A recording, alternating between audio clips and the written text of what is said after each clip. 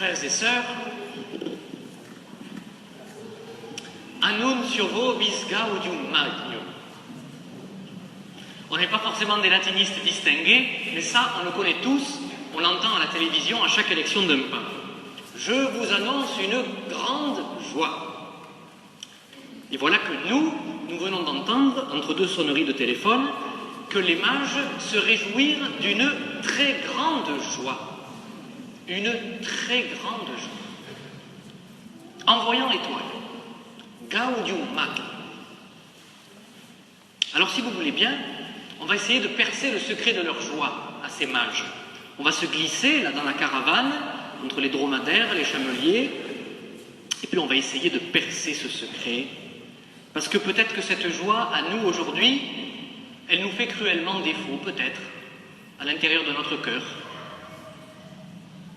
Peut-être qu'elle nous semble parfois être une joie un peu de façade. Et à Martigues, parce qu'il y a du sel et du vent, on le sait bien, les façades, c'est fragile. Regardez l'église de la Madeleine, ou ici. Peut-être que notre cœur saigne. Peut-être que la morosité ambiante nous atteint. Vous avez vu comme c'est un mot à la mode, ça, la morosité. À la radio, on parle que de ça, la morosité.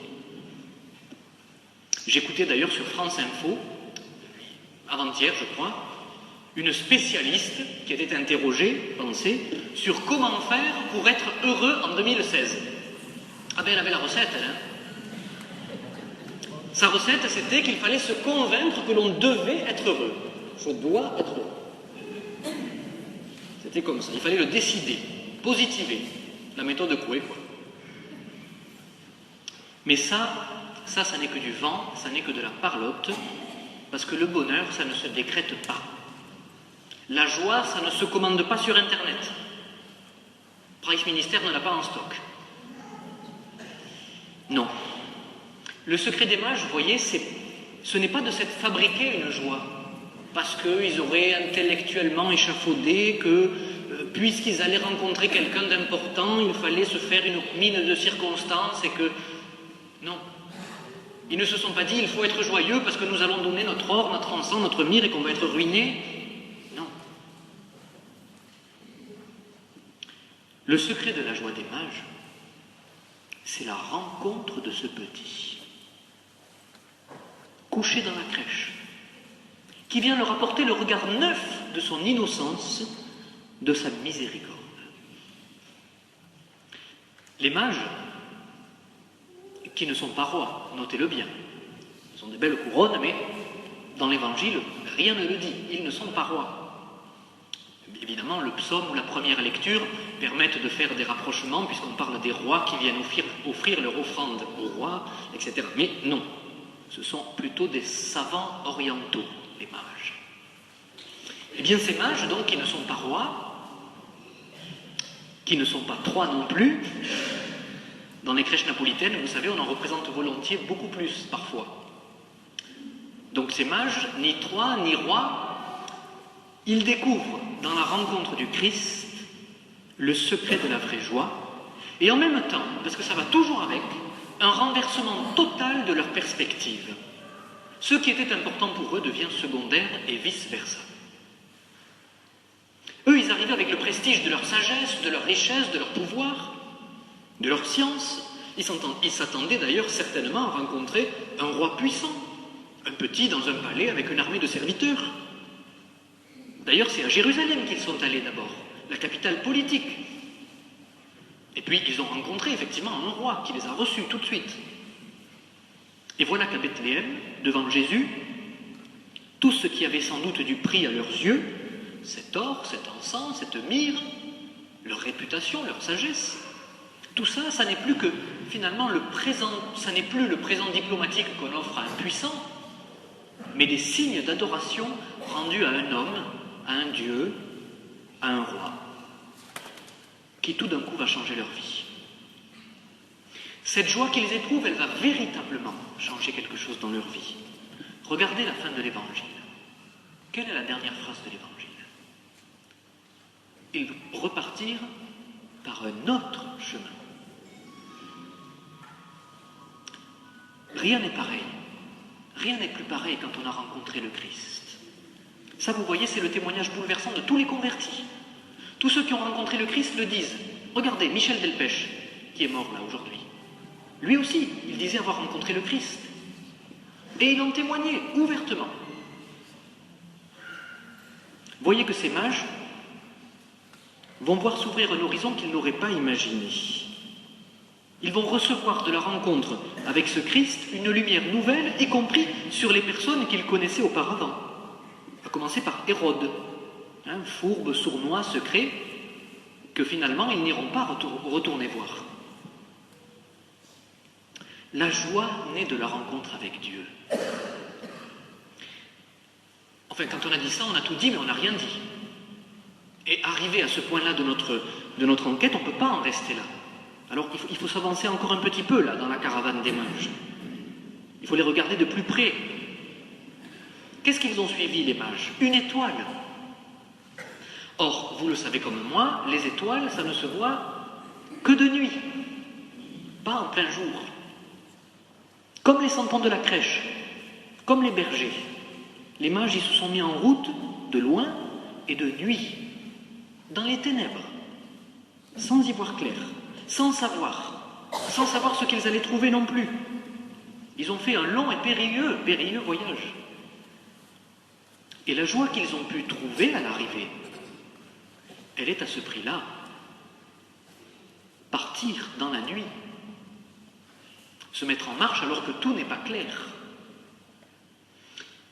Notre vie, peut-être que c'est un long chemin dans la nuit, frères et sœurs. Mais n'imaginons pas que la joie, c'est seulement l'apanage des gens pour qui tout va bien dans la vie. Ces gens-là, d'abord, ils n'existent pas, vous le savez bien. Non, la joie, au contraire, elle est le fruit suréminent, surabondant, qui naît de l'engagement concret que l'homme prend à la suite de celui qui seul peut la lui donner, Dieu. Mais qui se met en marche concrètement, dans la situation qui est la sienne, concrètement. Parce qu'on est fait pour cette rencontre-là. Et que nous méritons cela, nous méritons ces efforts. Rien ne satisfait vraiment le cœur humain, qui est fait pour de l'infini. Rien de véritablement, de seulement humain ne satisfait le cœur humain. Nous avons besoin de plus. On reste toujours sur sa faim, des gloires humaines, des ambitions terrestres. Et voyez, je pense qu'avec cette année de la miséricorde, cette épiphanie de l'année de la miséricorde, aujourd'hui, nous pouvons porter, avec les mages, un regard neuf sur notre vie. On peut saisir la caravane des mages comme on saisirait un train en marche. Et on peut aller comme eux à l'essentiel. Et leur essentiel, vous l'avez entendu dans l'Évangile, nous avons vu se lever son étoile et nous sommes venus nous prosterner devant lui. Nous pourrons nous agiter tant que nous voudrons. Pendant cette année de la miséricorde, on pourra multiplier les projets, les initiatives, personnellement, communautairement, diocésanement, mondialement. On pourra multiplier les icônes, on pourra multiplier les conférences, mais si nous, chacun personnellement, nous ne prenons pas le temps d'un cœur à cœur avec Dieu pour l'adorer, si nous ne voulons pas nous prosterner devant lui pour reconnaître que c'est lui qui est Dieu et que c'est lui qui nous sauve, ce temps de présence à Dieu, là, comme font les mages, si nous ne le prenons pas, la joie ne pourra jamais surgir véritablement dans notre vie. Et elle ne se communiquera à personne. Et nous, on continuera à venir de temps en temps prendre un air de messe le dimanche, en chantant des alléluia et en faisant des têtes à coincer les roues d'un corbillard. Eh oui. Vous y croiriez, vous, si je vous disais « Annuncio vobis gaudium mai » ? Ben non, moi non plus. Non. Mais je pense, voyez, que à la source de cette joie, il y a l'engagement à prier, qui est peut-être le plus concret, figurez-vous, et le plus urgent pour tout chrétien en cette année de la miséricorde. L'offrande silencieuse de nous-mêmes, dans la prière, ce temps qui est brûlé pour Dieu, qui est donné pour lui, comme on brûle de l'encens, c'est décisif. 10 minutes par jour, 5 minutes, 2 minutes peut-être. Mais de grâce, consacrons chaque jour au Seigneur du temps et de l'énergie. Inscrivez-le dans l'agenda, hein, si c'est nécessaire. Moi, ça m'arrive de le faire quand je vois que j'ai une journée complètement folle, comme un rendez-vous important. Je crois que la vraie joie ne peut naître que de la fidélité de notre vie spirituelle, parce que nous découvrons en fait, et c'est ça le secret des mages, dans le regard de Dieu, sur nous, nous découvrons l'immense amour qu'il nous porte. Nous épuisons des forces insoupçonnées pour faire des choix, pour agir, pour aimer, pour pardonner. Nous découvrons finalement dans l'intimité de cette rencontre l'ambition incroyable que le Seigneur a pour nous. Si tu savais, frères et sœurs, l'ambition du Seigneur pour toi, quel que soit ton âge, ton passé, ton futur, l'ambition du Seigneur pour toi.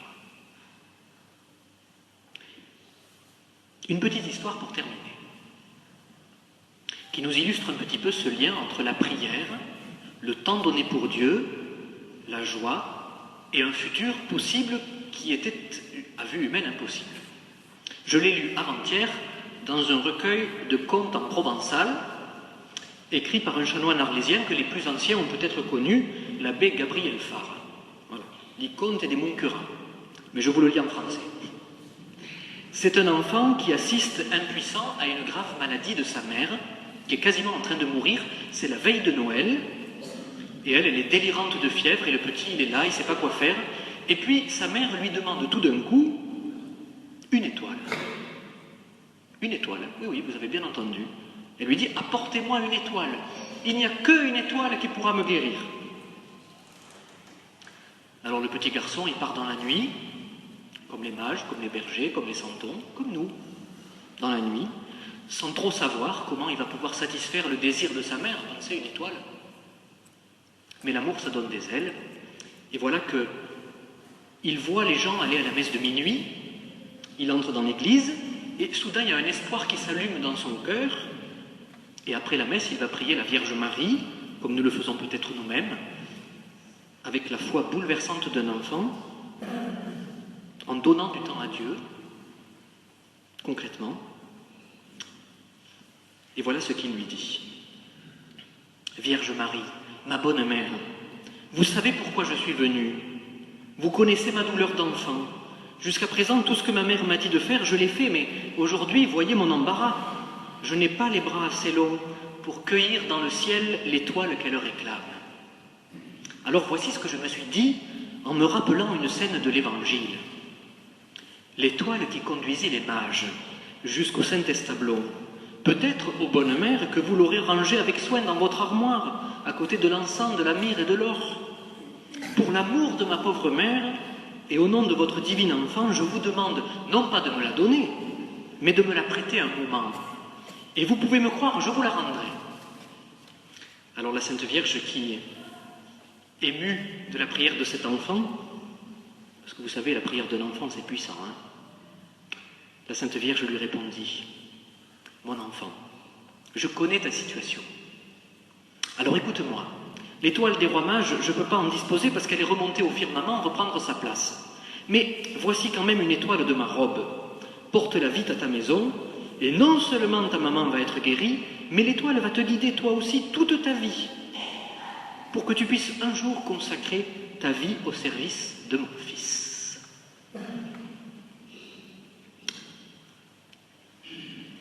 Voilà ce que lui répond Marie.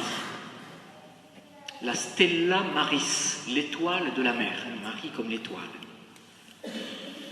Regarde l'étoile, comme dit saint Bernard de Clairvaux. Marie conduit à Jésus, la véritable étoile qui vient éclairer ce monde. Voilà que cet enfant, par le temps brûlé, l'offrande concrète du temps qu'il a donné à Dieu, voilà qu'il va découvrir un avenir insoupçonné et le secret d'une joie. Oui, je pense vraiment, frères et sœurs, qu'avec les mages, seule une étoile peut nous guérir et nous apporter la joie. Mais cette étoile, il faut vouloir l'accueillir.